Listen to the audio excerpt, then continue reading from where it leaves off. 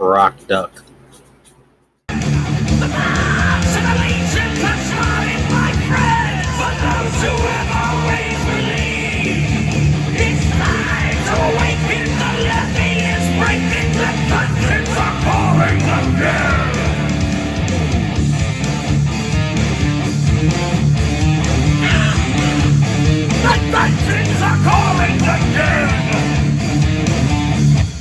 Welcome back, Savatage friends.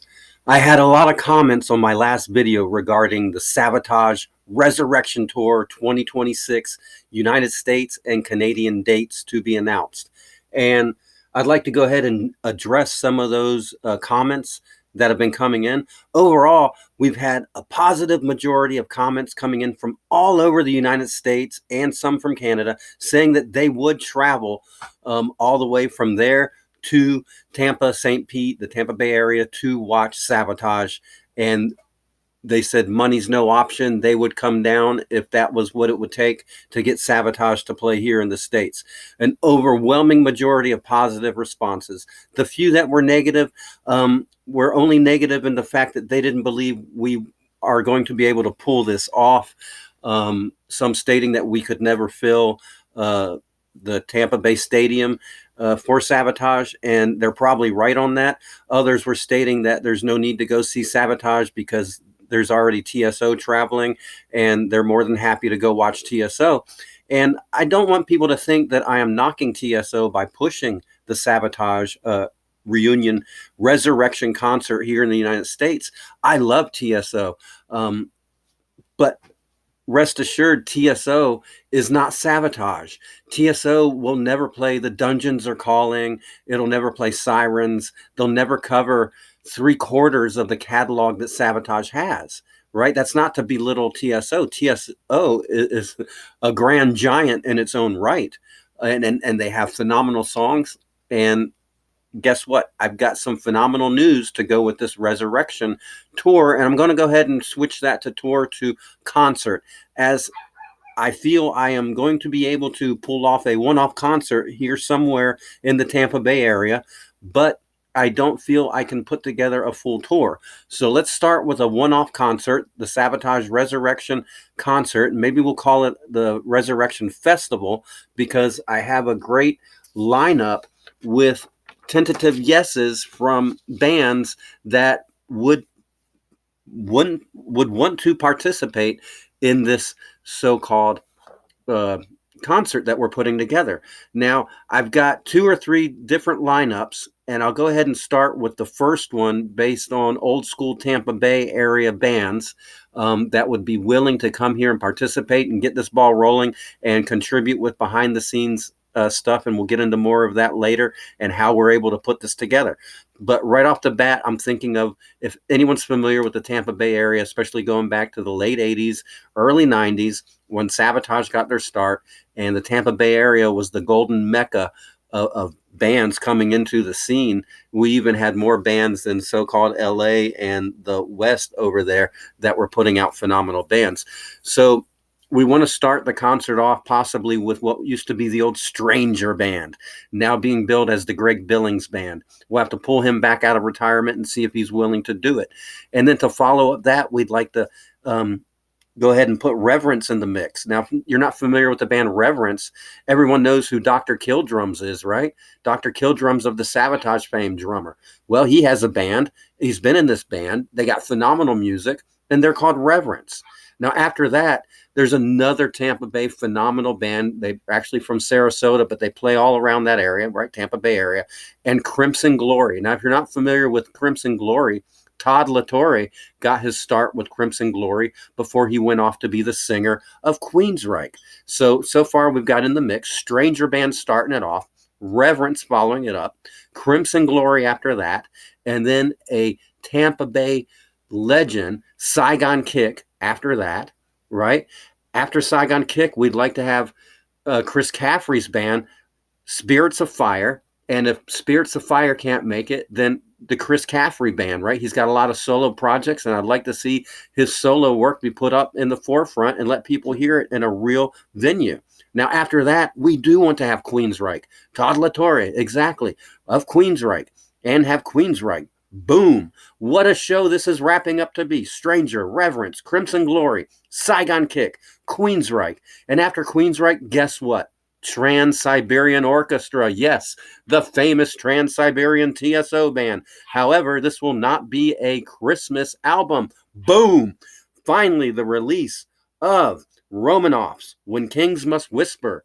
And that'll be a full 1 hour show for TSO to introduce that album and to do it the way they've always wanted to do it. And then after that, you guessed it, Savatage headlining the day of event or 2-day event, the mini festival, and Savatage putting on a 2.5 to 3 hour show. Wow, what a phenomenal event this would be. Stranger, Reverence, Crimson Glory, Saigon Kick, Spirits of Fire, Queensryche, Trans-Siberian Orchestra, Savatage. Wow. Who wouldn't pay to come see that? We can get that ball up and rolling. Now, if those bands I'm not able to secure for whatever reason, we have an alternative lineup, which I know we can nail. And that concert would start with Reverence, again, Dr. Killdrum's new band. And after that, Archon Angel, which is Zachary Stevens' new band. And then after that, Spirits of Fire, which is Chris Caffrey's band. And then after that, the legendary Circle to Circle, which was Zachary Stevens' band after he split from Savatage. And again, after following up Circle to Circle, Trans-Siberian Orchestra with Romanoff's When Kings Must Whisper. Yes, they need to get out and do non-Christmas stuff. That is the only way Trans-Siberian Orchestra is going to break that Christmas mold that they are stuck in. They need to introduce the world to new music. Yes, they had The Last Night of Beethoven, and that didn't go over very well at the time. One of my most favorite albums ever. But unfortunately, no one went out to see that tour, not in the numbers that they go to see out the TSO Christmas tour. And that is why TSO keeps coming out in the fall only and making the mega touring numbers that they make within a short period of time because of the phenomenal way they do it, doing both coasts, 2 shows a day.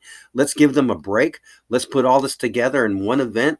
And then again, after TSO, Savatage, following it up with Curtain Call, the infamous Curtain Call album that they've been so wanting to release. They'll have everybody there because they'll have all the members from Reverence, which will bring in Doc Wackles. They'll have Archon Angel, which will have Zachary Stevens. They'll have Spirits of Fire, which will have Chris Caffrey. Again, Circle to Circle, which has other members of Savatage like John Zahner, as well as, again, Zachary Stevens. And then, of course, you've got Trans-Siberian Orchestra and all of their phenomenal musicians doing, obviously, a non-Christmas album. And then the long-awaited John Oliva return to Savatage. And I think when we talk about the return, the resurrection, that is what everyone is really counting on. That's what everyone wants to see. They want to hear and see John Oliva resurrected and brought back to the Savatage front. And this is what I propose, and this is what I'm putting together, and this is how I figure we're going to do it. So stay tuned. All right, so right about now, a lot of you are probably sitting there going, who is this Rock Duck character anyway? And how and why is he even trying to put this together? And who the heck does he think he is that he can make this happen? All right, I'll tell you. My history with Savatage goes back 30 plus years. I used to work for a man called Gary Munchmore, and we used to call him Munchmore for whatever reasons, inside jokes. Now, back then, Gary Munchmore had a business called Mob Boys, and MOB was an acronym, M-O-B, which stood for Music or Bust. And what Gary did was he ran sound for Savatage and a lot of the other local bands when Savatage was touring in Europe and other places, using all of that gear and equipment. Mob Boys, Gary Munchmore, myself, and others were responsible for running the sound for the infamous livestock shows. Now, if you guys aren't familiar with livestock, then you're not familiar with Savatage, as it was the last livestock show that Chris Oliva attended, which is where he left and was unfortunately taken from us too soon by a drunk driver. The livestock festivals are infamous. On top of putting on the livestock festivals, we would put on the music conferences in Ybor City, where we'd run sound in 6+ clubs a night. I was running one of the clubs one night when a little band, unknown band, back then known as Tabitha's Secret, was playing, and their drums kit was breaking down on stage during their set. I had to climb up on stage, literally hold the bass drum together, crouched down, um, holding the little stand there, getting my eardrum pumped, boom, boom, boom, boom, boom, as they're playing their little set. And guess what? That's the night Tabitha's Secret got signed and became the infamous Matchbox 20. I can go on and on and on about the attributes of Mob Boys and who they ran sound for, but this isn't a who's who of who we know and what we've done. This is all about getting something done in the future. 2026, the Resurrection Festival, Savatage headlining. We can do this, we can put it together, and we can make it happen. However, we need the support of the fans. Nothing is going to happen without the band and everyone else, the behind the scene people, knowing that if we commit and we put everything behind this, that there will be a reward at the end. And I hate to say it, but in this day and age, finances matter, right? It costs money to put all this stuff together. Now I've already contacted the Raymond James Field, right? The Tampa Stadium, to see what we would need to do to book it. They have yet to get back to me, but I've also contacted the Tropicana Field in St. Pete and other large venues around the Tampa Bay area.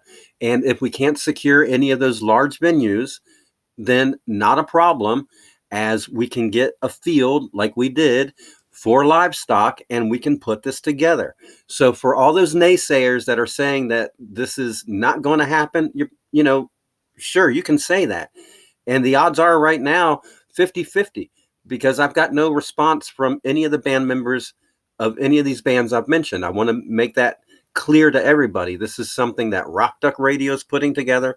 I'm a promoter from the old days, a producer, and I think I can make this happen. However, until we can show the people behind the scenes that there is enough interest involved, I'm not going to be able to move that wheel or push that rock over the edge of that cliff. Now, as we all know, getting that rock over the edge of that cliff is the hardest part. And once it's done and it's rolling down the hill or it's falling down that cliffside, everything else is easy peasy and it'll all come natural. So I need your support to help me do the heavy lifting to get this rock, this Savatage Resurrection rock, pushed over the edge of this cliff. Now, some of the negative comments I've gotten on the last video about the Resurrection Tour were that the Tampa Bay area isn't the end-all be-all of Savatage, and the rest of the United States would also like to see Savatage as well, and how dare I just try to make this a Tampa Bay area thing. I get that. I really do. But what everyone has to understand, I'm doing this for John Oliva. His health does not warrant him traveling all around the United States. And my love, and hopefully y'all's love for John Oliva, would allow him to do one concert with all of his friends, right? As many as we can gather, 20,000, 30,000, 40,000. I get it. Doing the 70,000 for the Raymond James Stadium was a leap. I think we can fill it, but I've been told over and over again, not possible, even by some of the band members themselves. I think it is possible. I think everyone is underestimating the loyalty of the Savatage true based fan. And I'm calling all of you fans out. Do you want this to happen or not? We have to make this happen. I've been there before. I've made it happen before, but I can't do it without knowing that you guys are behind me. So comment below again, like this video, spread this news around on all your social media accounts, and let's get this big resurrection rock pushed over the proverbial edge so that we can bring all of these great bands to fruition for a United States festival concert. Reverence, Stranger, Crimson Glory, Saigon Kick, Spirits of Fire, Queensryche, Trans-Siberian Orchestra, and of course, the long-awaited John Oliva Savatage with Curtain Call. This is what everyone wants. And let's face it, we all know that there's a reunion tour going around in Europe and South America in 2025, but John Oliva will not be there. And I've gotten mixed reviews on that. But let's face it, when it comes to the heart of Savatage, what everyone is yearning for deep down in our souls, the Savatage souls, is John Oliva's voice returning to the mix along with the new material that everyone has been long awaited for. And trust me, the real, true, diehard Savatage fans are also looking forward to the new Trans-Siberian Orchestra album, Romanovs. We've been craving a non-Christmas album from TSO, us true diehard fans. Obviously, we love the Christmas stuff, and we go see them year after year after year, and the band loves doing it. They sell their heart out every single night. I mean, watch them. They really are loving what they do, and that's a testament to every member of all of these bands. They do it for the love of it, the way I'm doing this for the love of it. I make no money from doing this. I get no, sponsorships from anywhere. This is strictly from the heart to revive something that was a memory for me, a memory for y'all, and my love for John Oliva so that he can come back and one more time and go out in the glory that he deserves, to know that 20,000 of his fans were able to come together to see him, right? 20 plus thousand, 30,000, whatever it takes. We can do it, and we can show him that we love him, and we will have his back, right? We can make this happen. So again, comment below, like this video, spread this video, and anyone that's interested in helping out, if you're a radio station DJ or if you are a member of a band or behind the scenes in the Tampa Bay area and you've got connections that you think we can get something rolling with something happening, contact me. That's not hard to do. And all of us together, that's normally what it takes, can make this happen. All right? A representative from Reverence I'm waiting for already immediately. I'm expecting you guys to get a hold of me first. All right? Okay? Doc Wackles, it's all on you. Contact us and let's go. We can make this happen. All of us together. It's not that hard to do. Okay? I've done it before. I've been there. It's not easy, but when there's dedication and there's a will, there's a way. And like I said, none of it will happen without the fans. All the fans need is a means to come together, to be that connection, that hinge pin point to make all of this happen. And this is that hinge pin point. This is that time and place, right? This is the time and this is the place, right? Make it happen here and now. Let's go, guys. Ready or not, make it happen. Rock Duck, over and out. And these are the times that we must embrace.